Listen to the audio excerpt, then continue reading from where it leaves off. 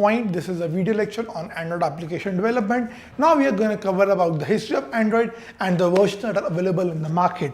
Android was started by a guy, Andy Rubin, who founded a company Android Inc. in October of 2003. In July of 2005, Google acquired Android Inc. and made Andy Rubin a director of mobile platform for Google. After this, in November of 2007, OHA was formed. OHA is Open Handset Alliance, and we have already discussed about OHA in our previous lecture. And Android was officially launched. After this, in October of 2008, Android was open source and made available in the market.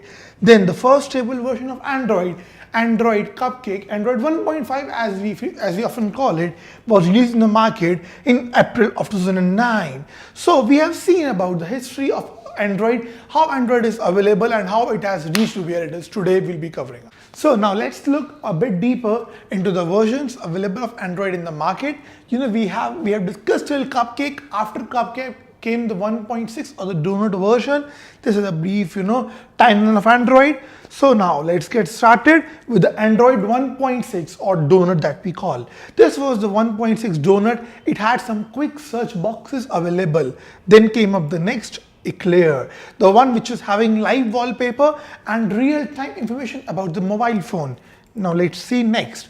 The Froyo, though it was a breakthrough for Android. It let your phone being controlled with your voice.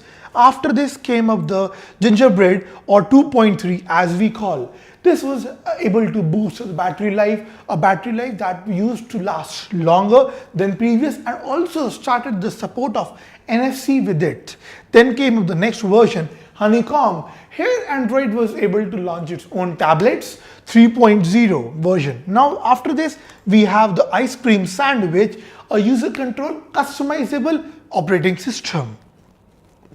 Then came up the Jelly Beans, the 4.1 Jelly Bean. The most breakthrough. I have found more major people in the world or in our country, especially India, using a lot of Jelly Beans 4.1.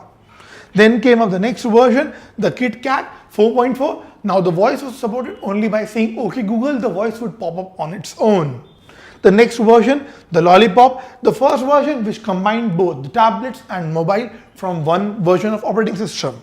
Then came the next version, the Marshmallow, a version which we all are using day in and day out. I don't think you need to know more about it. You have been using it a lot. So guys, that was all about versions from our side. Tune in again as we take you to the architecture of Android and installation of Android and building applications.